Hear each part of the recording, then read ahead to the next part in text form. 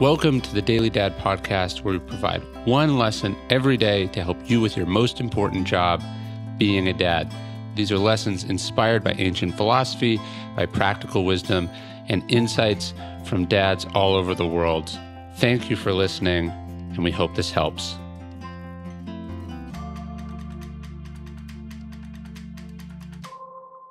A dad must ask for help.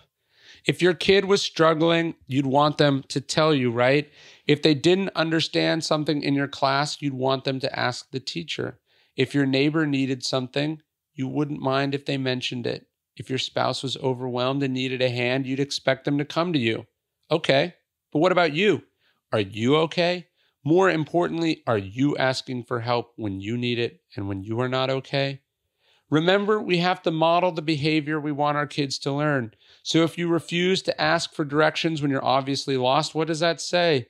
If you refuse to admit that you don't know something, or you make up an answer to a question instead of going to look for it, what does that show them about figuring stuff out and learning? Why would they be okay being vulnerable with a doctor or a therapist or with mom and dad if dad is regularly showing them that this is something to resist, that it's something the person they admired is ashamed to do themselves? But this is about more than even that. You can't be a good dad if you're hurting and not getting help. You can't be a good dad all by yourself. None of us are islands or invincible or all-knowing. To do our best, we have to be able to learn, to rely on others, to admit mistakes, to ask for help. Show them that it's okay to ask for help.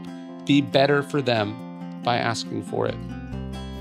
Thanks for listening to the Daily Dad Podcast. Please leave us a review. It helps. Tell your friends, share this with other dads. And of course, you can sign up for an email version of this podcast at dailydad.com.